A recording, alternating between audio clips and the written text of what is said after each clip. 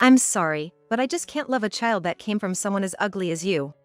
After dinner, my husband suddenly said this to me. He laughed heartily, without a trace of remorse, and I was absolutely livid. How could he say something so cruel about his own child?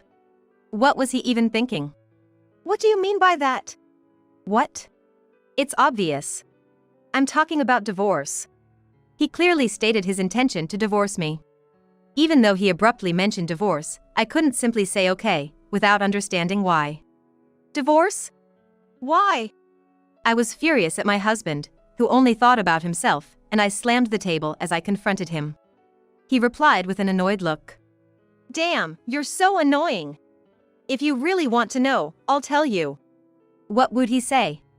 I anxiously awaited his response. Then, he looked at me and said, I got my mistress pregnant, so that's why I'm divorcing you. What? I was shocked and blurted out loud. I was expecting a child with him, and yet he wants a divorce because his mistress is pregnant? How much more can he belittle me? His selfishness left me more appalled than angry. It would be better for me to divorce such a man. So that's your reason? You don't care about us at all. Fine, I'll grant you your divorce. Good. I'm glad you understand. So, that's that. What about dividing the assets? Why would I do that? I was waiting for him to say that. He didn't know it yet, but he would surely regret those words. Fine. Then I won't share my assets with you either. Share? You're just a housewife. He won't be laughing for long. For now, he can enjoy his time with his mistress. Days after the divorce, I went to his company and revealed his affair. This would surely cost him his job. Or at the very least, earn him cold stares from his colleagues. A few days later. Please, help me! My ex-husband came to my parents' home, where I was living a peaceful life. He was crying and kneeling at the front door. This was all his own doing. Asking for help now is just too convenient. I told my ex-husband, who I'd been silent about until now, that I wanted nothing more to do with him. My name is Yvonne. I married my husband, David, 3 years ago. He worked in sales at a major electronics manufacturer, a listed company. As for me, after graduating from college, I worked in the food service industry but quit to become a housewife when we got married. We met at a mixer I was invited to by a coworker. Wow, he's as handsome as an actor. I'm sure I wasn't the only one who thought that. I could see other women at the mixer staring at him too. But I didn't actively try to talk to David, just because he was good looking. I didn't have much experience with men and joined the mixer just to fill numbers. I thought it's fine as long as everyone else has fun. So there I was, enjoying a drink by myself at the corner of the room. About an hour later, people started to switch seats. Just as I was about to follow suit, David approached me. Drinking alone? Mind if I join you? Huh? I never imagined he would come to talk to me. I froze on the spot for a moment, but sensing jealous glares from other women, I quickly sat back down. David then sat opposite me and started talking. What's your name? I haven't asked yet. I'm David, nice to meet you. I'm Yvonne. Nice to meet you too. After exchanging pleasantries, we started chatting and it turned out David wasn't fond of mixers either. Actually, I'm not really into this kind of scene. Really? But you're so handsome. I hate that. People tend to be conscious around me for no reason. I just want to enjoy a drink. I had been glancing at David since the mixer started, but now I understood why he didn't seem to be enjoying himself. I don't really like these settings either. Then, how about we sneak out and grab a drink somewhere else? That's how our relationship quickly blossomed. We found we got along well and started dating. When I told my parents, they were thrilled. Especially my dad, who was happier than me, jokingly saying, I never thought you'd get a boyfriend. I can now leave my inheritance to you with peace of mind. My father owns a small food company, not as big as David's workplace. It seems to make a decent income. However, my dad prefers a modest lifestyle and isn't the type to splash out. 6 months later, David proposed, and we decided to get married. When David visited my home to meet my parents, my father, with tears in his eyes, said, David, please take good care of my daughter. Seeing my dad like that, I felt a warm rush of tears, knowing I was truly loved. Leave it to me. I'll make Yvonne happy. 3 months after finishing our greetings, we had our wedding and officially became husband and wife. Our married life was smooth sailing, we were happy, without any fights. But there was one thing we both worried about. Having children. I think it's about time we start trying for a kid. Yeah, it's been 3 years already. This became a regular conversation for us. We both wanted children, but they just weren't coming. Maybe we're just not meant to have kids. I thought such a thing. I saw my classmates building happy families with children. I felt even more guilty towards David and often apologized. I'm sorry I can't give you children. But David would always comfort me. It's not your fault alone. We're just unlucky, that's all. Someday, we'll have a child. Every time I felt down, he'd cheer me up with a smile and a pat on the head. Every time I felt his kindness, I was reminded of how glad I was to have married him. Just like David said, one day we would have a child. I was determined to build a happy family. But I never imagined that something would abruptly end our happy marriage. 3 months later, I finally became pregnant with David's child. I'd been feeling unwell and missed my period, so I took a test and, to my relief, it was positive. The fertility treatments had paid off. I kept looking at the positive test result, overwhelmed with joy. I decided to surprise David with the news. I wanted to call him right away, but I held back, eager to see his reaction. Guess what? We're finally having a baby. Is it true? That's great. I'm really relieved. I told him after dinner when he got home from work. As expected, he was really surprised. But even more so, he was overjoyed, thanking me with tears in his eyes. Thank you. From now on, I'll work hard for our baby. You're gonna be a dad now, so work hard, okay? We shared our happiness that night. True to his word, David started working late nights from the next day. Honestly, I wished he didn't have to work so hard, but I couldn't complain since he was doing it for us. I spent my days doing housework and waiting for him to come home. At first, he would come home late, but before the day changed. Gradually, he started coming home later and later, and a month after I found out I was pregnant, it became common for him to come home after midnight. Concerned about David working long hours every day, I approached him one day during the weekend. You've been doing a lot of overtime lately. Yeah, work's busy. But it's good timing with the baby on the way, right? Overtime means a bigger paycheck. True, but... I understood his point, but I was worried. If this keeps up, his health might suffer. I know it might be none of my business, but do you really need to push yourself so hard? If you break down, it'll be for nothing. What? I'm doing this for you and the baby. You realize it'll be tough once the baby's here, right? I'm sorry, I didn't think that far. Besides, since you're not working, I have to be the one earning. I had never seen David this angry before. All I could do was apologize. I didn't realize he was thinking so seriously about it. After apologizing, I decided not to bring up his work anymore. We went to bed without talking much that night. The next morning. Good morning, I said as I entered the living room. David was already sitting on the sofa, drinking coffee and watching TV. His mood seemed much better compared to last night. As if his anger had been a lie. I was taken aback but returned the greeting. Good morning. Want something to drink, Yvonne? Thank you, I'll have some. David got up and went to the kitchen. After a while, he said, "All right, here you go." About 5 minutes later, my husband returned with my hot milk. We had a pleasant conversation for about an hour, then I suddenly remembered I hadn't told my parents about the pregnancy. By the way, I haven't told my mom and dad that I'm pregnant. Really? Yeah, I got so carried away I completely forgot. I couldn't believe I hadn't told my parents such important news. David seemed a bit exasperated. You should tell them first. I know. Go to your parents' place today and tell them properly. Okay. Encouraged by David, I called my mom and decided to visit my parents. I thought my dad would be at work, but it turned out he was off and at home. Well, I'm off then. Take care, good luck. After seeing David off, I drove to my parents' house. It's about a 30-minute drive from where I live now. It's not too far, and I regretted not going to tell them the news sooner. When I arrived, my mom greeted me. It had been a while since I'd been back home. Even though I hadn't been away for long, it felt nostalgic. Huh? Is David not with you today? My mom asked as I walked into the familiar living room. No, he's at work today. It's just me. Oh, I was looking forward to seeing him. Well, it can't be helped. After chatting with my mom, I realized something. By the way, I haven't seen Dad around. Where is he? I asked, puzzled. Didn't I tell you? Your dad has the day off today. I could see my mom twitch when I mentioned my dad. I was going to tell you later, but about your dad. Her tone dropped suddenly when she started talking about him. What was going on?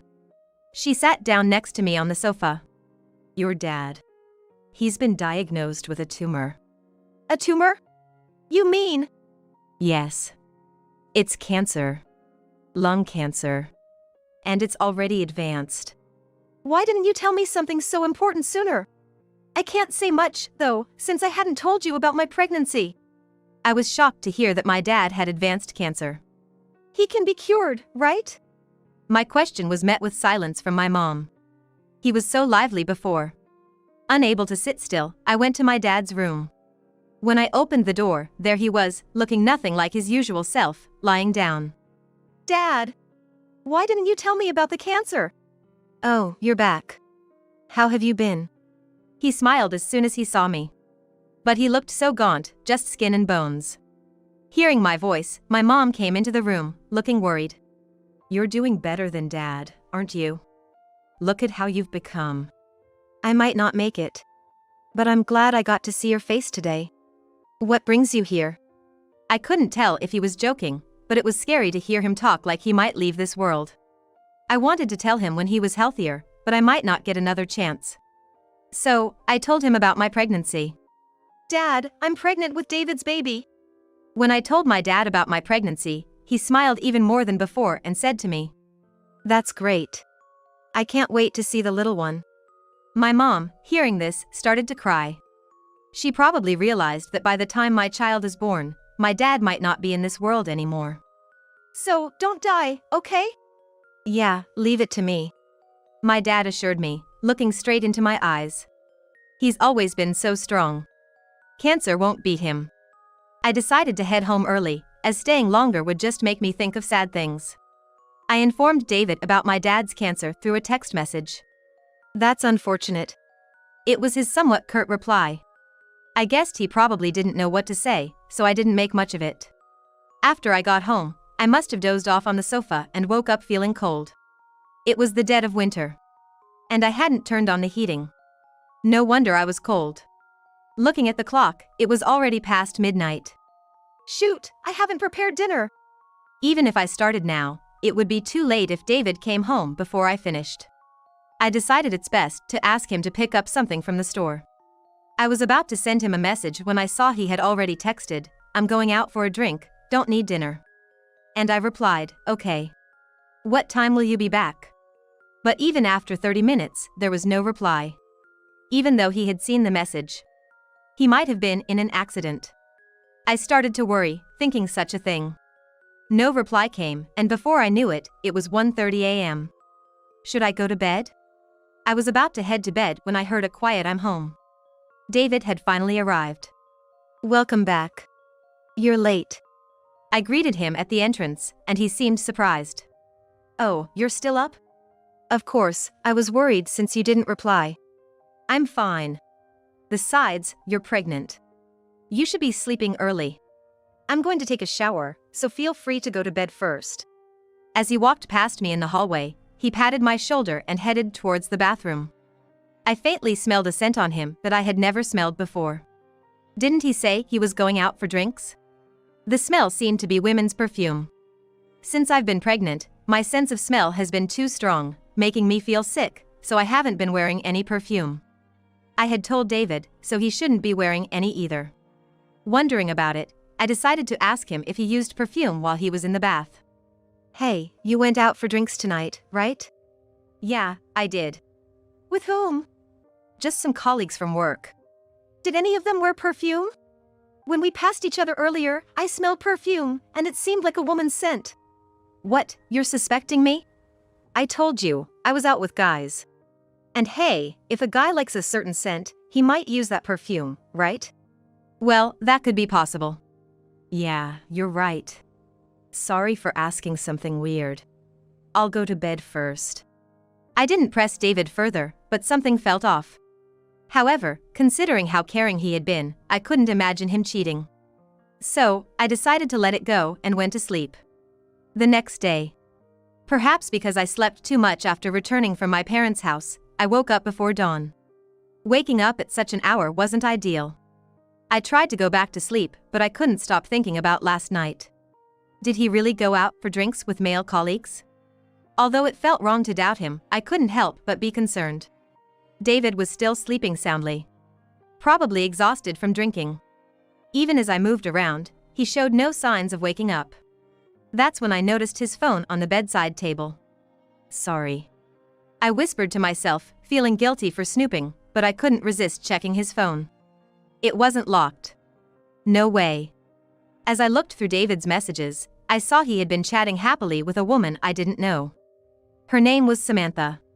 She's not that pretty, and I've just been using her for convenience. Maybe it's time to let go. Then break up with her and come live with me. Maybe I should. Besides this, there were other messages. Even recent exchanges from yesterday were there. Hey, next time, tone down the perfume. She almost caught on. Sorry, I'll be more careful. Did she find out? No way. She's easy to fool since she's so into me. It's a piece of cake during times like this. After reading everything, I felt so sick that I rushed to the bathroom. I couldn't believe he was actually cheating. From that day, I couldn't trust David anymore. But I couldn't afford to divorce him in my situation. So, I continued to act as if I was unaware of his infidelity, treating him the same as before. Misfortune often comes in waves. A month after discovering David's affair, my beloved father passed away. I never got the chance to show him his grandchild, leaving me in the depths of despair. I'm sorry about your father. David consoled me during the funeral, but his words didn't touch my heart. You are cheating. All I could think about was his infidelity. A week after the funeral, I stayed at my parents' house. This was David's suggestion. Stay with your mom, he said, seemingly considerate. But I knew it probably suited him better. Giving him freedom to be with his mistress while I was away. Spending a week at home, sorting through my father's belongings, the time flew by. The day I was about to leave had come. I'm heading back, take care. Wait a moment, she said, hurrying back into the house. Curious, I waited, and she returned with a paper in hand. Here, this is from your dad. Is it a bank statement, right? I was stunned to see a balance of $1 billion. Such an enormous amount was beyond anything I had ever seen. Your dad had been saving this for you for years. He wanted to give it to you when you got married, but he missed the chance. He asked me to give it to you before he passed. But what about you, Mom? Shouldn't you have this? I'm fine. You have a child on the way. Even with taxes, you'll be able to live comfortably. I tried to return it, but she firmly refused. In this situation, my mother is also stubborn, so she probably won't accept it. I'll take it, then. Do visit again. I will. Then I left my parents' home.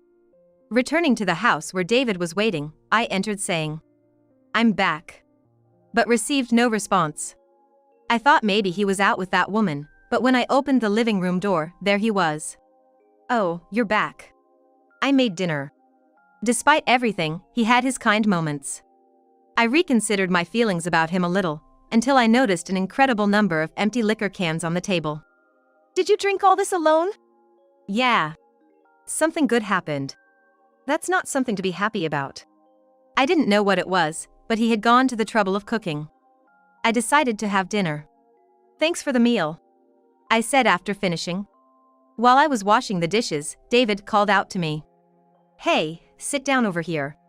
His face was red as he gestured for me to sit at the dining table. But I'm still washing the dishes. Just sit down. What could he possibly want to talk about? There's no need to rush like that, is there? Grumbling, I sat down as he had asked. So, what is it? I hate to say it, but I can't love a child that's been made with someone as ugly as you, he declared, laughing heartlessly. He was mocking his own child. What was he thinking? What do you mean by that? It's obvious.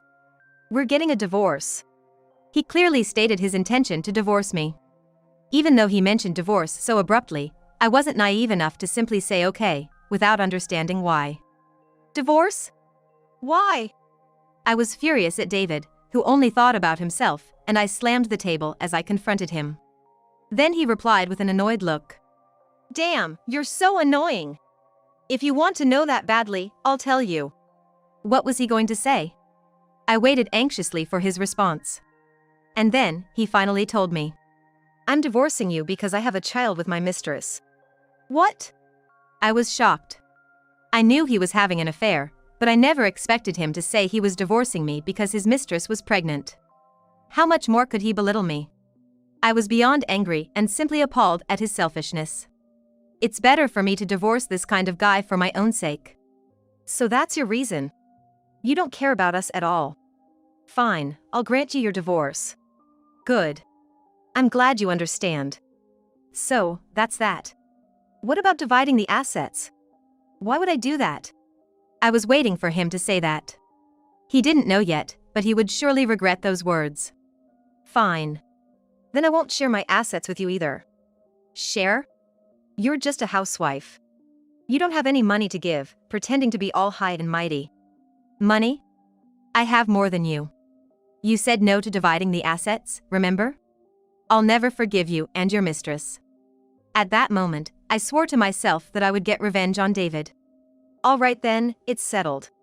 Sign this, he said, smirking as he pushed the divorce papers towards me. I never imagined I'd married such a person. Is this okay? Yeah, okay. I have something to ask. What? Go ahead. What about the baby in my belly? What are you planning to do? I asked David, needing to know, right after signing the divorce papers. The child was innocent, after all. While it's fine for him to divorce for whatever selfish reasons he has, I just wanted to know what he was thinking. Oh, that baby? I waited silently for his response. Can't do much about it now. Fine, I'll just pay child support. The moment I heard his irresponsible comment, I reflexively slapped him across the face. What the hell? After all I've done for you. I don't care about you and Samantha, or what you think about my looks. How did you know about her? That doesn't matter. You're saying you'll reluctantly pay child support for a child who's done nothing wrong? Stop joking around. Don't get so mad. I said I'll pay child support, isn't that enough? Enough. I don't want a penny from a jerk like you. I wanted to cut ties with him as soon as possible. I had become completely disillusioned with this man. You think you can raise a child on your own? Just leave me alone. I don't want your child support. In exchange, you'll never see this child. Fine by me. Saves me money. Such a despicable man. My own child's father, no less. That day, I left the house and went back to my mom's. What happened? Well, you see. I explained everything to my mom. She listened silently, her expression growing angrier. So that's it. Do you want to get back at him? Well, I don't like being walked all over. Then call this person. My mom said, handing me a business card. What's this? It's a detective agency's card. Embarrassingly enough, your dad once had an affair. I never told you, but I didn't want to let it slide, so I hired a detective to gather evidence and really cornered him. I let it go since we were young back then. I never knew such a thing about my mom. I never imagined my dad would cheat. I shouldn't have inherited this trait from my mom. With a bitter smile, I gratefully accepted the card. The next day, I called the detective agency right away. With the information I had, it wouldn't take long to gather evidence.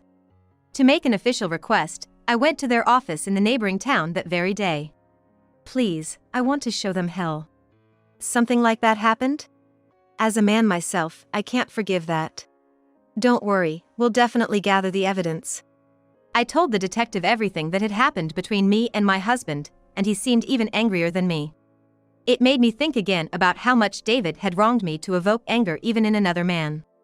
A week later, the detective promptly sent me the evidence. He said it was easy since the two of them were at home almost every day. Samantha, the mistress, was a 25-year-old office worker at a company dealing with my husband's firm. They were even spotted at a maternity clinic, confirming what my husband had said. With all this evidence, it should be more than enough. I immediately copied the photos and mailed them to my husband's company. And Samantha's as well. If their affair got out, he wouldn't be able to stay at his company. He might even get fired. As I waited eagerly for my husband's reaction, a few days passed. One morning, our doorbell rang. Maybe it's a delivery? But when I opened the door, there was my husband. He was crying. What? I said coldly. It was just annoying to have him do this on my doorstep. I just wanted him to leave. Please, help me. Help you? I don't even understand why you're asking. I got fired because of the photos you sent. They were the reason. Yes. I didn't show it, but inside, I was giving a triumphant fist pump. Really? But why should I help you? It's your fault. Don't talk nonsense. Give me a break with the jokes. My fault? You're the one who cheated and even had a child, you get that? Well, that's... Besides, our marital relationship is over. I don't see why I should help you. As I argued with David, he made a proposition. You don't have an income, right? If you just say it was all a misunderstanding, I might not get fired. Report that to the company, and I'll send you just enough money to live on each month, so please. Such a selfish man. I had no reason to do that for him. Besides, I now had more money than him. I went inside the house and brought out the bank book my father had left me. Look at this. What? $1 billion? Yes, I have $1 billion now. So, I don't need your help to survive. You really missed out. Oh my! David's shoulders slumped at this revelation. He must realize. I don't need him anymore. Anything else? If not, you can leave. If you don't want to go, I can call the police. I'm leaving, just don't call the police. He stood up immediately and started to leave. I stopped him as if to hold him back. Oh, one more thing. What now? You still have something to say? No need for property division or child support, but I will be claiming alimony. From you and Samantha, was it? I'll have my lawyer send you the bill, so be prepared. Hearing my words, David staggered away, even more deflated. This should make him realize the magnitude of his actions. A month later, I received the alimony from my ex-husband. I didn't want the money, but I demanded it as a matter of principle. Seeing that they paid, they might be reflecting a bit. As for my ex-husband, he lost his job soon after our split and also lost his connection with his mistress. She was only with him for his status as a handsome man working in a large corporation. Now, he's struggling, working night shifts at a convenience store until he finds another job. I should have treasured you more. Not being able to see my child, I have nothing but regrets. He messaged me, but I haven't replied. He got what he deserved, it's not my concern anymore. My unborn child is growing well. And I recently found out it's a boy. I don't want this child to become a selfish person like my ex-husband. I'm determined to make sure that the child soon to be born will grow up to be a strong and upright man.